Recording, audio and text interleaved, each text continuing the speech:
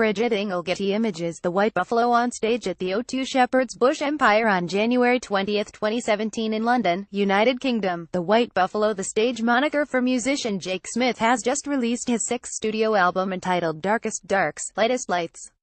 The singer tells Billboard that at times, it's hard to fathom that he's been releasing music now for 15 years, since the release of his 2002 debut Hogtied Like a Rodeo. I've been at it for a while, but it doesn't seem that way.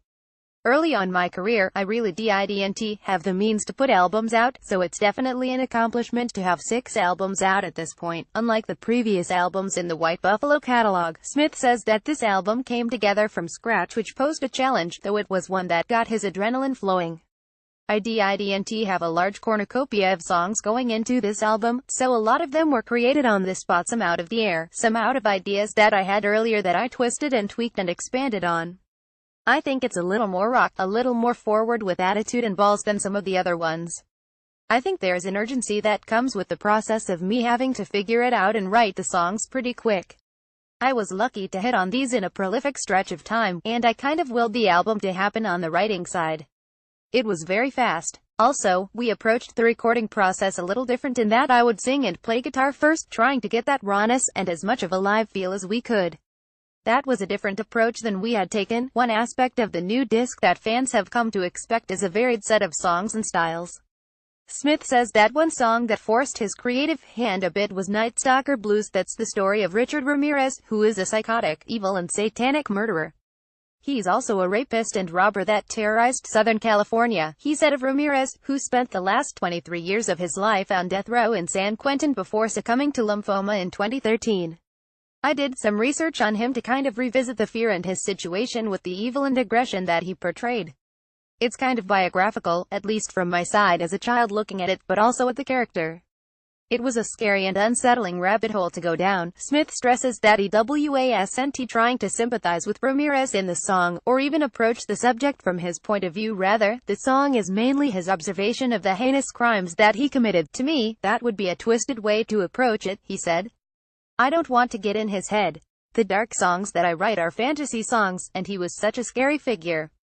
I just wanted to create a portrait of that time. I never would want to glamorize the situation, because I think it's just disgusting. Another story song on Darkest Darks, Lightest Lights is Robbery, which got its start with a simple guitar riff. I just came up with this loop, and I really didn't know what the song was even going to be about. I came up with the idea to write this song from a first-person narrative about me and this other guy going in and they hit this convenience store, and the chaos that ensued after that. I always have loved those kinds of darker moments with a lot of twists and turns, he noted. That one came out really fast. The White Buffalo will be on the road plenty during the remainder of the year to promote the new music, and Smith says the live performance is an important part of what he does. We still approach our live show in a fairly stripped-down presentation. We're going out as a trio on this next run, which is me on the acoustic guitar and vocal, a bass player who sings and a drummer. We just try to get to the soul of the songs, the lyrics and the passion. That's what it's all about for us, feeling a song. It's a fun thing to perform, and I think that people feel that when you're enjoying that. But I do like to keep on a kind of a roller coaster or a journey during the show, and those who pick up the disc or come out to the shows will find a musical offering that can't be put in a box musically.